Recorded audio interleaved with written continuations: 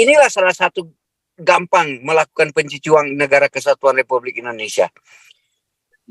Baru saya ulangi, Ibu Sri Mulyani kira-kira dengarin. Dia tahu persoalan kebocoran keuangan negara. Karena teori sistem manajemen keuangan cuma satu. Kalau kau isi uang lebih banyak dan kebocoran lebih besar, saya bilang aja, tong itu tidak akan penuh. Sistem air aja. Lebih banyak you isi air, sedangkan lubangnya besar, kebocorannya tidak akan penuh. Begitu di negara kita. Ada kebocoran keuangan negara yang Ibu Sri Mulyani tahu, tapi dia tidak pernah menyampaikan itu kemana. Ya, Ibu Tumbar tadi bilang, karena negara ini lebih banyak menyokong lembaga-lembaga, institusi agama itu gitu. Ya, yang oleh notabene yang diharapkan oleh Galarua bagaimana agama itu berpisah dari negara. Tapi bukan konteks dalam arti itulah menjadi negara sekuler lah. Nah, supaya perekonomian Indonesia bertumbuh dengan baik. Begitu juga masjid-masjid itu harus mandiri. Bagaimana membangun masjid itu secara seperti yang dilakukan oleh masyarakat Sulawesi Utara. Mereka tidak ada subsidi dari pemerintah untuk membangun gereja. Itu benar-benar dari swasembada jemaat itu sendiri. Dengan segala daya rupa mereka berusaha mencari dana. Melainkan mereka membuka usaha kecil dan menengah.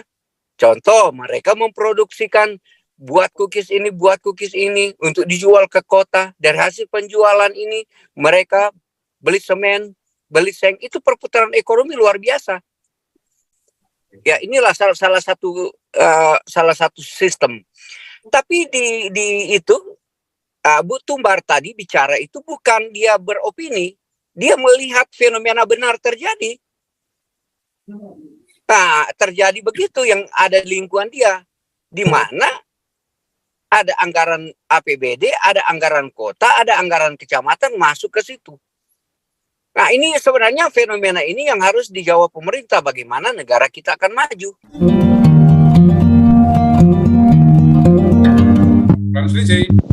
Ya, baik.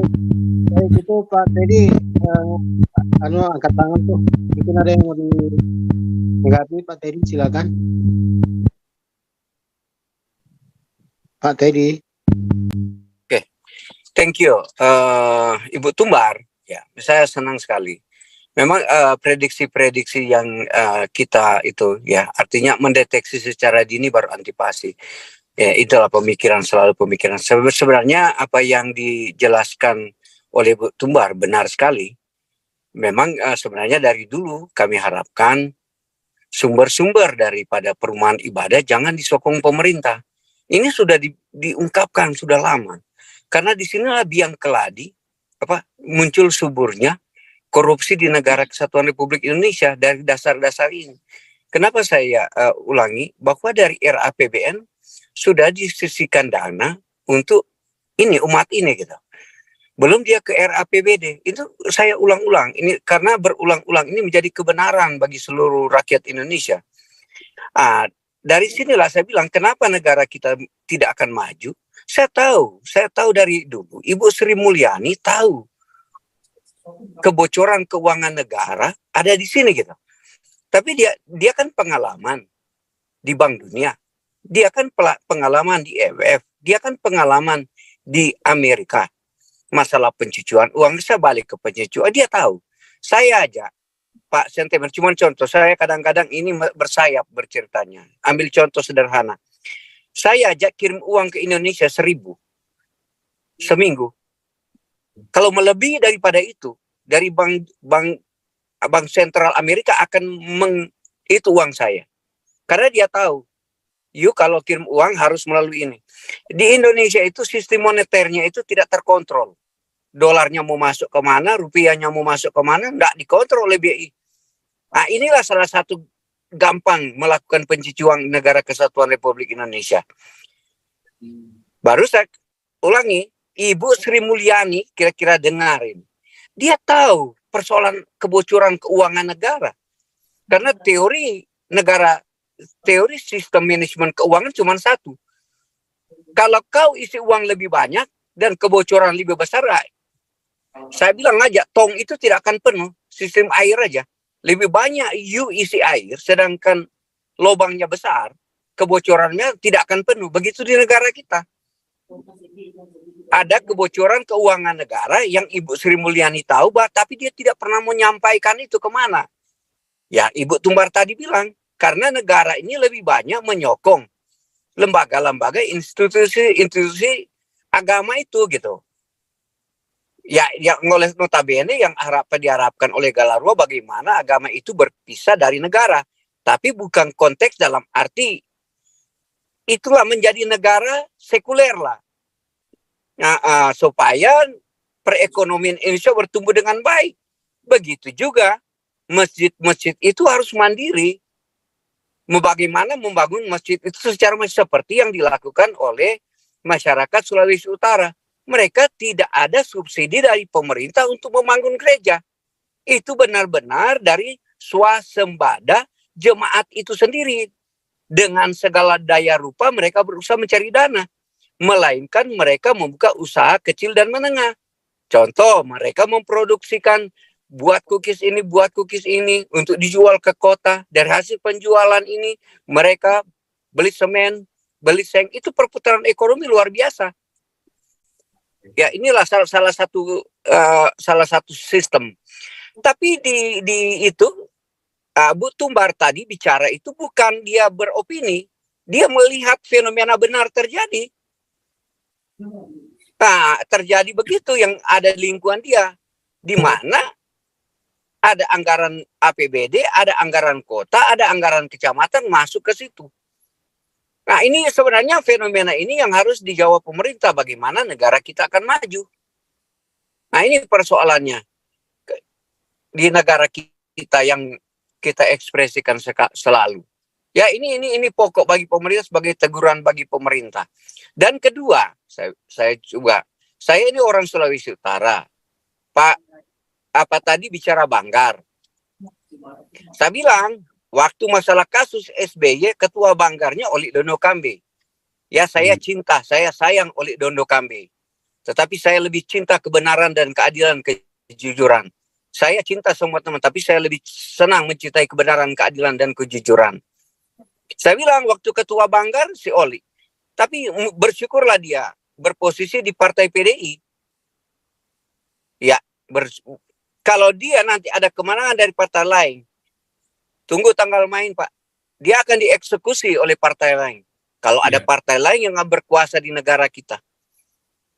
Saya bilang ini juga partai juga berpengaruh di dalam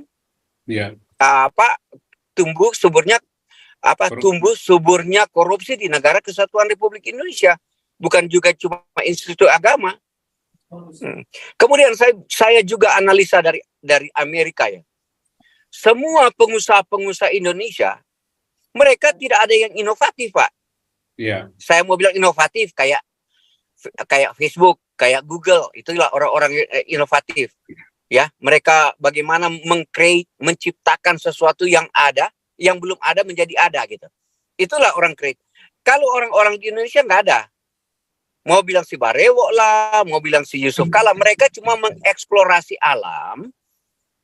Ya, dia ambil alam. Nanti dia ambil uang di bank, nanti bank kasih harga, dia cuma main begitu gitu sistemnya. Mereka nggak ada inovatif di negara kita. Kemudian si pengusaha si oligarki ini yang dibilang tadi, Sandi siapalah, ini sudah lama Pak. Mereka cuma mengambil proyek-proyek negara, APBN negara, RAPBN negara, maka dia buka perusahaan, ya, dia berkong-kalingkong dengan DPR, MPR, mendapatkan proyek A. Itu udah lama, udah sudah sistemik seperti itu udah lama. Sebenarnya udah nggak rahasia umum. Nah ini yang saya mau tegur ke negara kita. Oleh sebab itu negara kita, umat di mana jangan selalu merasa kebencian kepada Israel, Amerika. Marilah kita ini baik kepada semua orang. Agar otak kita terbuka gitu. Jangan benci ini, benci itu gitu. Coba Anda benci Amerika. Saya contoh ya, saya ada teman orang Jawa kerja di restoran. Saya tahu dia kalau dia di Indonesia dia akan benci ke Amerika. Tetapi setelah dia mendapatkan benefit di Amerika, dia merasakan bagaimana perhatian negara, bagaimana kebutuhan, bagaimana kesejahteraan, bagaimana secure-nya, keamanannya. Dia akan merasa, wah, sebenarnya apa yang disampaikan orang Indonesia tentang Amerika tidak begitu. Nah, begitu juga orang-orang yang ada di Indonesia yang Muslim garis keras, cobalah negara kasih biaya dia ke Israel. Baru lihat Israel di sana bagaimana gitu. Karena lebih banyak Indonesia itu hidup dalam tempurung gitu. Sehingga ya si politik ini gampang menghalusinasi para masyarakat yang saya bilang tadi sumber daya manusianya yang parah lah gitu. Nah ini ya pokok persoalan di negara kita. Ini Pak Sentemer paling kita akan ulang-ulang terus. Pokok substansi apa, korupsi apa yang terjadi di negara kita. Negara kita tidak ada yang orang berinovatif, Pak.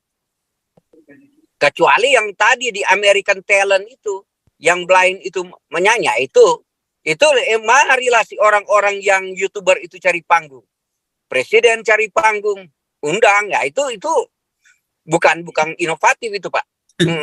Imitasi namanya, imitator. Ya, saya tahu itu, saya update itu, saya bilang ini orang cuma cari sensasi murahan untuk cari popularitas. Saya udah lihat kan, sensasi murahan itu. Oleh sebab itu teman-teman di YouTube ini, kita main catur lah. Jangan main lagi, langsung main catur skak mati gitu. Itu pandangan saya senang main skak mati. Kemudian saya memahami. Saya sebenarnya kritik Pak Santiamer yang mengatakan dihadirkan bukan juga si Galarua yang cinta Pancasila. Masih ada anak si Paklan Sutomo siapa. Tetapi tidak ada reaksi. Karena saya udah bilang dari dulu, Pak. Jujur aja saya bilang dari dulu. Fenomena yang dari dulu. Pancasila itu digunakan sebagai alat tameng untuk melakukan korupsi. Ini yang dipergunakan oleh, kalau dia menyadari tentang korupsi itu atau dia menghayati Pancasila itu, dia menguasainya menjadi darah daging di dalam kehidupan dia. Bukan sebagai simbol-simbol Pancasila gambarnya, tapi sudah menjadi jati diri di dalam kehidupan dia. Saya yakin setiap ada korupsi di negara kesatuan Republik akan tampil.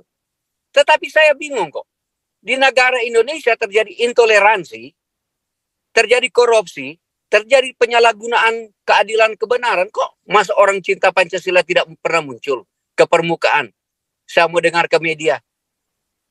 Ini persoalan di negara kita. Saya bilang, kadang-kadang Pancasila itu saya nggak tahu. Ada tokoh tertentu cuma digunakan sebagai alat. Itu yang saya ekspresikan dari beberapa tahun lalu di Galarua. Nah, kecuali ya, dia tulis Pancasila seperti Galarua, langsung demo lah. Di kedutaan Iran. Ini suatu ekspresi yang benar-benar terrealisasi. Benar, jangan kita sampai di pertemuan-pertemuan aja kita bicara Pancasila. Karena kalau kita hanya di pertemuan tidak ada aksi, Pak, negara tidak akan berubah. Iya. Ya, karena saya sendiri, Pak, punya udah lama pengalaman ikut ILC, mungkin seri 1 sampai A, B, C sampai Z. Yang orang yang selalu saya kagumi cuma JS Satapi. Pernah orang tanya, adakah harapan negara lagi ini Indonesia? Itu seorang ahli hukum tanya sama dia. Adakah harapan lagi negara kita ini? Dia tidak pernah sekali bilang membenarkan. Dia tidak menjudge. Dia lebih condong bicara menurut hemat saya, menurut baik saya. Saya kagum orang seperti itu. Dia tidak akan artinya ada pandangan-pandangan seperti Albert Einstein. Kemungkinan-kemungkinan aja. Ya. Terima kasih Pak.